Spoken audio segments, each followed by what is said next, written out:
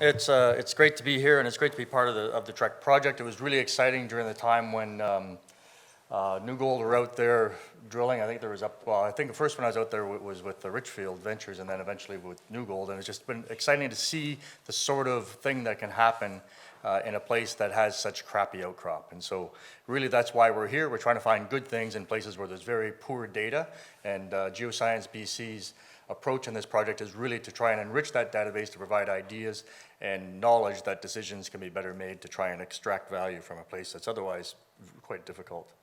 So we partnered with our friends in Fathom Geophysics. They're friends of mine. They're geologists first, but they've developed approaches towards dealing with geophysics that I really appreciate, because it's a geology rocks first approach, and in the way that they write their codes. And so I've got a lot of confidence about the value that they bring to the geophysics space. Of course, this is why we're out there again, Blackwater-Davison. The thing that's obvious is that most of the mineralization in this area is sort of in this little cluster here. And there's a really good reason for that. And we'll talk about that in a minute. But most of the area sort of looks like this. It's difficult, it's challenging, it's a lot of work just to find an outcrop. And when you find an outcrop, you try and extract as much value from it as you possibly can. Just to get us sighted in terms of where we are tectonically, we're in the sort of central BC, central Stikine terrain area. This is sort of a blown up view, but we're sort of straddling across those intermontane terrains from Cornelia, Cache Creek into Stikine terrain, and there's a little bit of coast plutonic complex in the southwest margin. But the issue that we have with this area is that a lot of the rocks that we're interested in are the older rocks, or the ones that are Cretaceous or Jurassic. And we have a lot of Eocene volcanics in there. And here's the distribution of the Eocene Utsa Lake group. And we can see that there's a considerable abundance of those. And they alone have their charms, right? There are opportunities definitely in these rocks. And so we don't treat them entirely like overburden. Similarly with the Endako group, this is a very intriguing group of rocks that has a big distribution as well, and have potential opportunities there. But you can see they as well play a big role in covering up some of the more interesting stratigraphy. But the worst culprit of all is the Chilcotin basalt, right? Those basalts are everywhere. They're not everywhere really thick, though. In lots of places, they're only 3, 5, or 10 meters thick, and so that's potentially an opportunity to see through some of that overburden. But now you can see why most of the mineralization in this area is clustered in that area, right? It really is, it's the window through into those older rocks, and so that's why those styles or those locations of mineralization have more or less been found earlier. Excuse me. So recognizing the value of that, the BCGS went in there and they provided a map as well. And so they focused in on that area. And this is the best map that you could possibly make for this region. This is Larry Dyko's map.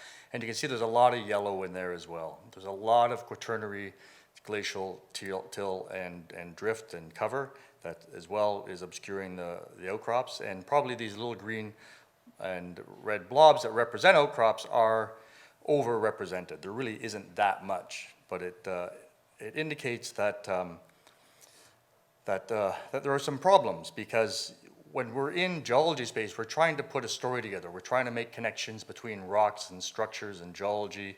And when you have these small fragmented locations of information, you don't have that opportunity to put a story together. And so we really can't extract the full value of this area. Right? There's no through-going structures, and we know the Cordillera is full of these very large faults. There's a lack of continuity in units. Where we don't have a structural framework for this area. The geological foundation is pretty reasonable, but there are lots of questions. And so we really need contiguous data sets to provide a first appraisal of this region.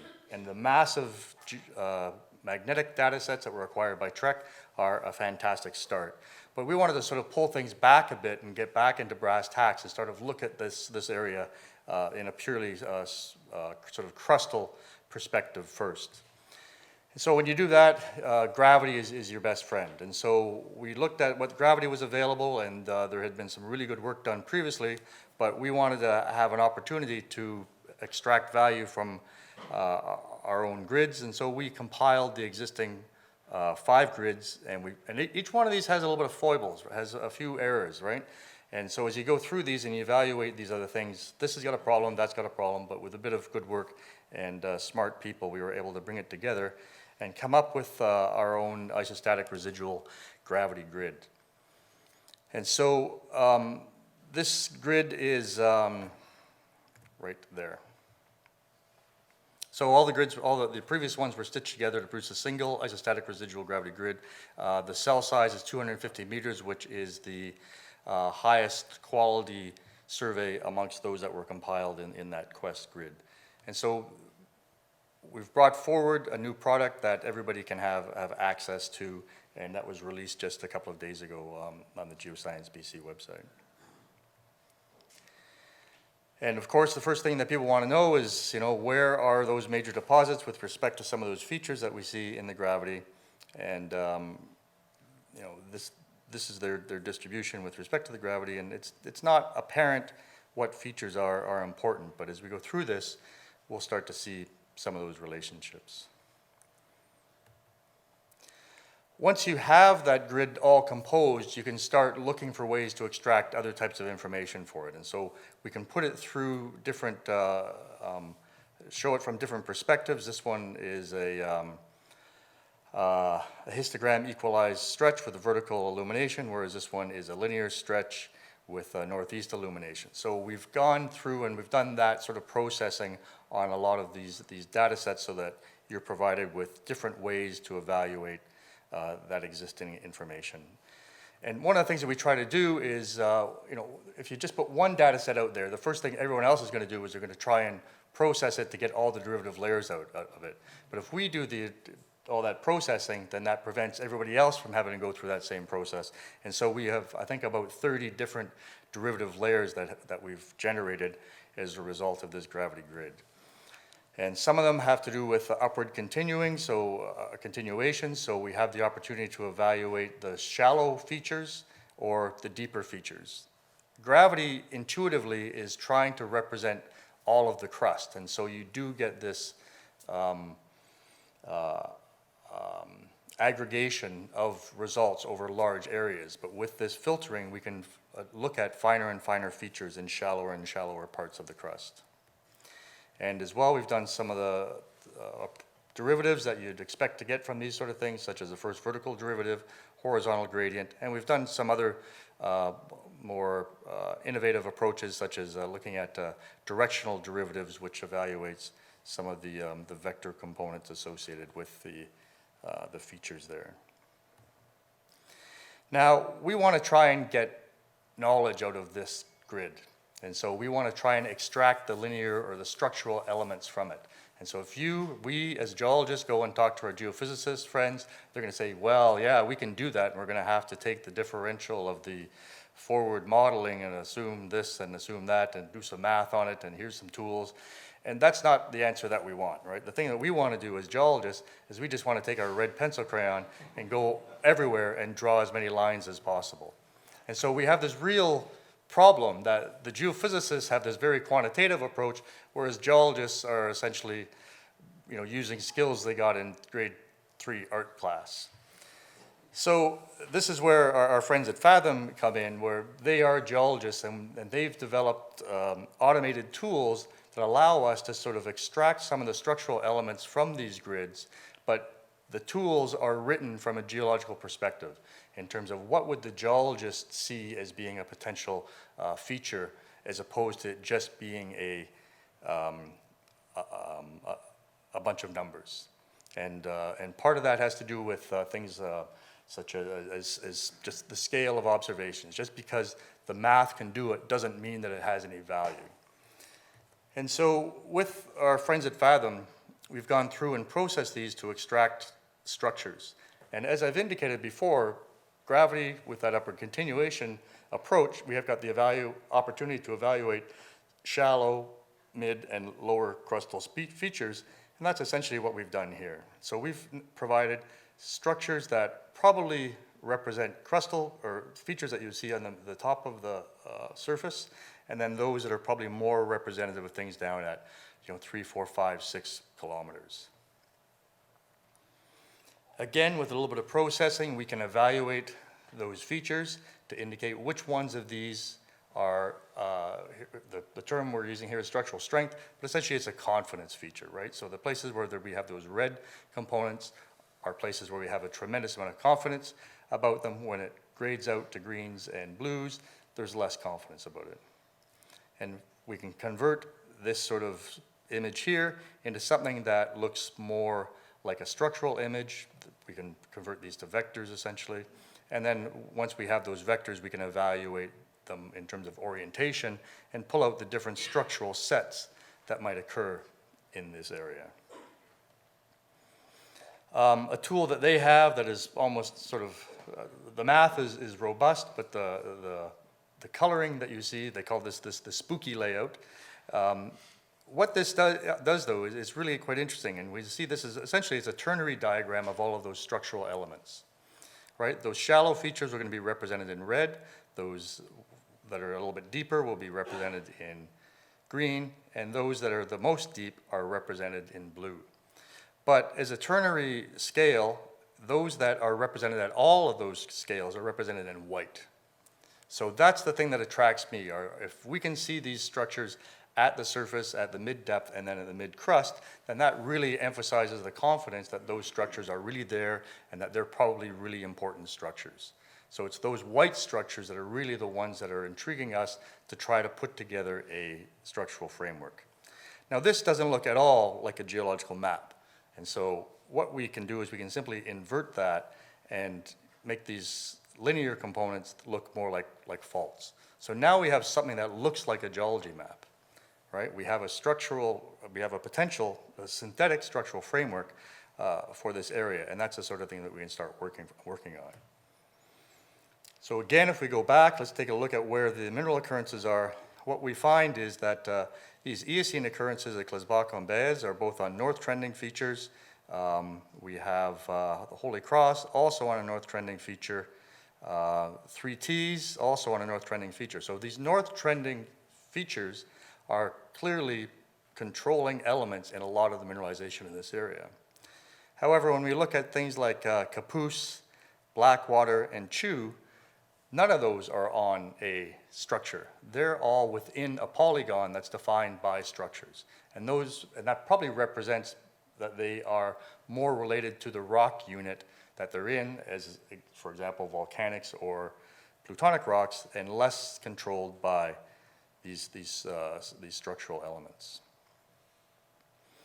So again, we're having difficulty making this map, making a geology map and a structural foundation. So let's see if we can get more value out of this. The next thing we can do is put that gravity underneath that sort of structural network map. And when we do that, we can see clearly there are some that are high, some that are low, some that are mid-range, some that are going up, some that are going down, different senses of amplitude. Some are flat, some are spiky. And using those things, we can attribute the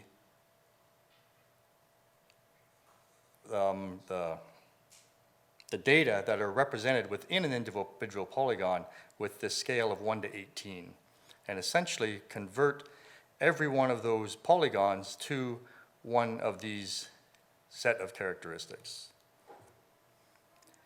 And when we do that, it starts to look like a geology map with these sort of 18 different units. And so now we have something that we can go on. So if we had absolutely zero geology information about this area at all, we could essentially now make a structural framework map and a geology map based on assumptions that each one of these 18 units here represent a different lithology.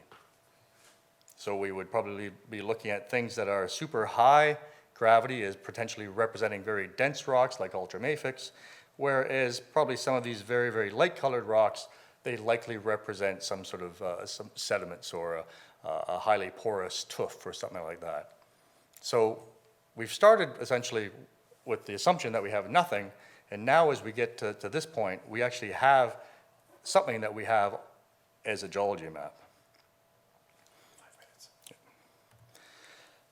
But of course, the proof is in the pudding, and so let's see how some of these gravity elements relate to the geology that we've been able to pull off for this area. So here we have the isostatic residual gravity, and we see when we start looking at the very coarse features that represent the terrain boundaries and such, we actually have pretty reasonable correlation between some of the major features and some of the major structures in the area. So this, for example, you can see there's this linear low right here. That is where the Geological fault goes. We never knew exactly where it went. We knew it went somewhere, but we've been able to sort of see that it's got a very pronounced gravity feature associated with it. There's this feature right here, the Untitled fault, which is sort of only recently been recognized, and we only see a little bit of offset on it, but we can see that it's a very strong gravity feature. And so that really emphasizes that it's got a lot more value or significance than perhaps what we can just map on the surface.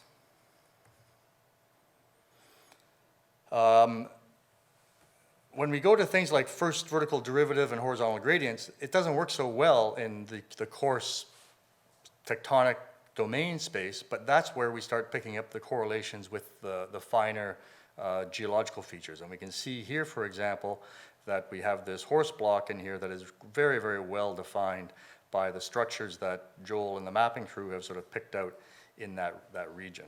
And as well, we have, you can see individual plutons that are identified by some of these lows over here, and there's also pretty good representation of this northwest trending structural element. So the different types of ways that we represent the gravity are useful for different things, right? You're looking at the crustal blocks in some places, and other places you're looking for those near surface structural features. So I'm just going to go through with the last few minutes that I have, because I really want to emphasize that when we started this project, we really didn't have very much at all. We didn't know what the structural or what the tectonic domains really were. We didn't know where their boundaries were. We didn't have a good structural framework. But Joel and the mapping crew have really pulled out a lot of these features, and I just want to fly through some of these just to impress upon you about how much of a contribution we've been able to make from the mapping project. Over on the east side, there's the Pinchy Fault and Fraser Straight Creek Fault system, and we've been able to modify its locations based on where the gravity and the mag discontinuities were. We knew there were structures there, but it really was not a cohesive structural feature. The northwest margin of the Vanderhoof complex, we understand that very well now based on what we can see in the gravity. Before, there was an unnamed fault that was insignificant, and we realize now it probably is quite a bit. We know now it is significant. The Cadwallader terrain has been more or less ignored in this area, but we see very strong representation in the mag and the gravity that indicates the nature and the distribution of its contacts against adjacent Cache Creek and Stakenia. The margins of the Tatla Lake Metamorphic Complex, again, very ambiguous, poorly exposed because of lots of Chilcotin basalts, and we've been able to identify the actual distribution of that detachment fault. The boundaries between Stakine and Cache Creek, again, right, poorly represented, and we have excellent magnetic contrast that shows us exactly where that contact goes. Geological fault, I just talked about that already. We've identified brand new features. There's the Bobtail shear zone, which is a zone of myelinite that cuts up through this contact that modifies the relationships between Cache Creek and Stakenia. And probably the biggest observation and recognition is the Tatut shear zone, which goes right across the entire project area that previously had not been recognized at all. And this has a very strong contrast in both mag and gravity, and represents a break between some of the magmatic domains. But most importantly, on the south side of it, we have more than a kilometer of Bowser Lake group, and north of that, there's none. And so this is a feature that probably controlled the deposition, a lot of the sedimentary rocks that are in this area. And so it has a long, protracted history. So just to wrap up, there are major unmapped through-going structures that have been hidden underneath this Eocene and Younger cover for a long time, and we didn't have a framework coming into it, but we do now. The tectonic domains and the structural framework we've been able to extract from these derivative products of the geophysics because we treat them differently, whether we're looking for tectonic features or near-surface structures. The synthetic geological map that we constructed is a good starting point for areas where you have very poor understanding of what the geological foundation is. But of course, in all cases, it's the ground truthing that makes the difference. It's that geological value add that puts the knowledge together, and that's what provides the confidence for people like us to put together geological reports and presentations and posters, and hopefully that's where you're going to be your starting points for your next exploration efforts in this area. Thank you.